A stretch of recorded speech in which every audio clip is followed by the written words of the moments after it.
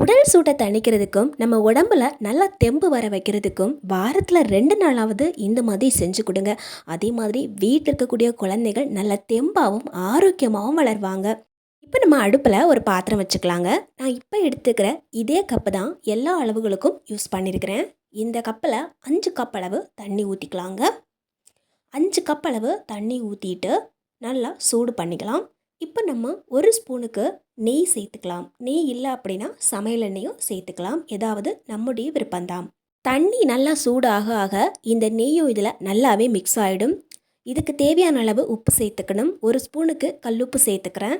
இப்போது நல்லா இந்த மாதிரி தண்ணியில் எல்லா இடமும் இது நல்லா மிக்ஸ் ஆகிற மாதிரி மிக்ஸ் பண்ணி கொடுத்துக்கலாங்க.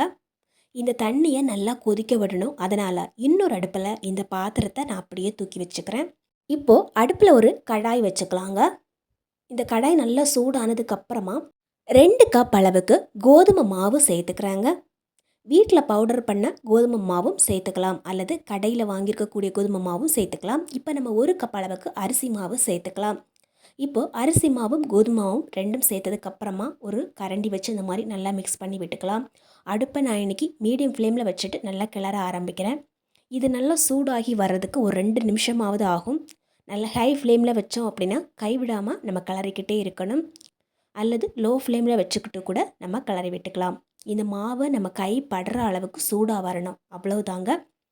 இப்போ நான் இன்றைக்கி 2 நிமிஷம் நல்லா சூடு பண்ணி விட்டுட்டேன். கை வச்சு இந்த மாதிரி செக் பண்ணி பார்க்கும்போது மாவு நல்லா சூடாயிடுச்சு. இப்போ நான் ஏற்கனவே தண்ணி காய்ச்சறதுக்கு வச்சுருந்தேன் இல்லைங்களா, அந்த தண்ணி நல்லா கொதிச்சிடுச்சு. கொதிச்சதுக்கப்புறமா ஒரு கரண்டி வச்சு இந்த மாதிரி கொஞ்சம் கொஞ்சமாக தண்ணி ஊற்றிக்கலாம். முதல்ல 2-3 கரண்டி இந்த மாதிரி ஊற்றிட்டு அதே கரண்டியில் இந்த மாதிரி நல்லா மிக்ஸ் பண்ணி விட்டுக்கலாங்க. இந்த மாதிரி மிக்ஸ் பண்ணி விடும்போதே இந்த மாவு 80% நல்லா வெந்துடும். ஏன்னா நம்ம சேர்த்துக்கக்கூடிய அந்த தண்ணி பார்த்திங்கன்னா நல்லாவே கொதி நிலையில் இருக்குது. கொஞ்சம் கொஞ்சமாக தான் நம்ம தண்ணி மிக்ஸ் பண்ணணும். ஒரேடியாக நம்ம ஒரே இடத்துல மிக்ஸ் பண்ணோம் அப்படின்னா ஒரு இடத்துல மட்டும் கெட்டியாக ஆரம்பிக்கும். எல்லா தண்ணி ஊற்றுனதுக்கப்புறமா இந்த மாதிரி வருது பாருங்கள். இப்போ நம்ம கொஞ்சம் ஆற விட்டதுக்கப்புறமா கை வச்சே இந்த மாதிரி நல்லா பிசைஞ்சு எடுத்துக்கலாம். தண்ணி நல்லா மிக்ஸ் பண்ணதுக்கப்புறமா நம்ம ஒரு மூடி போட்டு மூடி வைக்கணும்.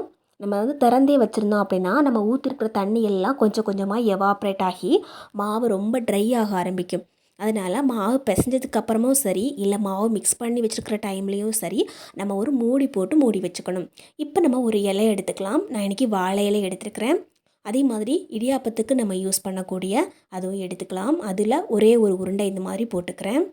இப்போது நம்ம அந்த சில்லையும் உள்ளே நம்ம வச்சுருக்குறோம். வச்சுட்டு இந்த மாதிரி நல்லா டைட் பண்ணி க்ளோஸ் பண்ணி எடுத்துக்கலாங்க. இதுக்கு மேலே நான் கொஞ்சம் தேங்காய் திருகள் இந்த மாதிரி போட்டுக்கிறேன். இதுக்கு பதிலாக நம்ம பேம்பூவில் செய்யக்கூடிய அந்த அச்சு கூட யூஸ் பண்ணிக்கலாம், அல்லது சாதாரணமாக இந்த மாதிரி இலை யூஸ் பண்ணிக்கலாங்க. இதுக்கு மேலே இந்த மாதிரி நம்ம இடியாப்பத்தை பிழிஞ்சு விட வேண்டியதுதான். இது ரொம்ப சாஃப்டாக இருக்குங்க. அதே சமயத்தில் நிறைய பேருக்கு அரிசி மாவில் செய்யக்கூடிய இடியாப்பம் சாஃப்டாக வரல, ஒரு மாதிரி ஒட்டின மாதிரியெல்லாம் இருக்குது, வரவே மாட்டேங்குது அப்படின்னு ஃபீல் பண்ணுறவங்க கூட இருக்கிறாங்க. ஆனால் இந்த மாதிரி கோதுமை மாவு மிக்ஸ் பண்ணி செஞ்சு பாருங்கள். உங்களுக்கு 100% சூப்பராக வரும். அதே சமயத்தில் எந்த விதத்துலேயும் இது ஃபெயிலியரே ஆகாதுங்க. ரொம்ப டேஸ்டியாகவும் இருக்கும். இப்போ நம்ம சாதாரணமாக நம்ம இட்லி தட்டு யூஸ் பண்ணோம் இல்லைங்களா, அந்த இட்லி தட்டில் வச்சு கூட இப்படியே நம்ம செஞ்சு எடுத்துக்கலாம். இதுக்கு கீழே நான் கொஞ்சம் தேங்காய் திருவுகள் போட்டு விட்டுருக்கிறேன். இதுக்கு மேலே ஃபுல்லாக இந்த மாதிரி பிழிஞ்சு ஊற்றியாச்சு. அதே மாதிரி நம்ம எந்த இடியாப்பம் செஞ்சாலும் சரி, ரொம்ப நேரம் வேக வைக்கக்கூடாது. அதாவது 1 நிமிஷத்துலேருந்து 4 நிமிஷம் அல்லது 3 நிமிஷம் அவ்வளோதான்.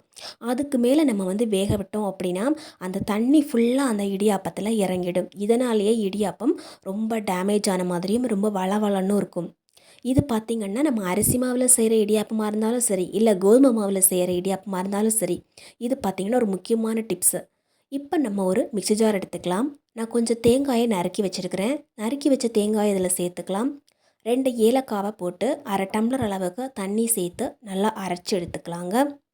இப்போ நம்ம ஒரு பாத்திரம் எடுத்துக்கலாம். அதுக்கு மேலே ஒரு வடிகட்டி வச்சுக்கிறேன். இந்த தேங்காய் பால் ஃபுல்லாக நம்ம வடிகட்டி எடுத்துக்கணும். இதே மாதிரி 4-5 முறை தண்ணி ஊற்றி நல்லா வடிகட்டி எடுத்துருக்கிறேன். அப்போ தான் அந்த தேங்காய் இருக்கக்கூடிய பால் ஃபுல்லாக நமக்கு வரும். இன்றைக்கி நான் 1/2 மூடி அளவுக்கு தேங்காய் எடுத்துருக்குறேங்க. இப்போது இந்த அளவுக்கு நமக்கு பால் கிடச்சிருக்குது. இப்போ நம்ம பாலை இந்த மாதிரி நல்லா மிக்ஸ் பண்ணி விட்டுக்கலாம். எல்லா பால்லையும் நம்ம ஒரே மாதிரியே மிக்ஸ் பண்ணி எடுத்துக்கலாம். முதல் பால் தனியாக, செகண்ட் பால் தனியாக, அப்படி தனித்தனியாக எடுக்கணும்னு அவசியம் கிடையாது. இதில் நாம் இனிப்பு சேர்த்துக்கணும். நாட்டு சர்க்கரை, வெல்லம், சீனி இப்படி நமக்கு எது வேணுமோ அது சேர்த்துக்கலாம். நான் இன்றைக்கி நாட்டு சர்க்கரை சேர்த்துக்கிறேன். நமக்கு எந்த அளவுக்கு இனிப்பு வேணுமோ அந்த அளவுக்கு நம்ம இனிப்பு சேர்த்துட்டு நல்லா இந்த மாதிரி மிக்ஸ் பண்ணி விட வேண்டியதாங்க. இப்போது நல்லா மிக்ஸ் பண்ணி விட்டாச்சு, அவ்வளோதாங்க. இப்போ நம்ம இட்லி தட்டில் வேக வச்சோம் இல்லைங்களா, அது நல்லாவே வெந்துடுச்சு. ஏற்கனவே நம்ம மாவு தண்ணி ஊற்றி சுடு தண்ணி ஊற்றி நம்ம கிளறும் போதே மாவு முக்கால் வாசியில் வெந்துடும். நம்ம ஆவி காட்டும் போது 1% நமக்கு வேகிறதுக்கு இருக்கும். அதனால் ரொம்ப நேரம் நம்ம வேக விடக்கூடாதுங்க. நான் இன்றைக்கி ஒரு 3 நிமிஷத்துலேருந்து 4 நிமிஷம் வரைக்கும் மட்டும்தான் நான் வேக வச்சேன். இப்போ எவ்வளோ சூப்பராக நல்ல பூ மாதிரி வெந்து கிடச்சிருக்குது பாருங்கள்.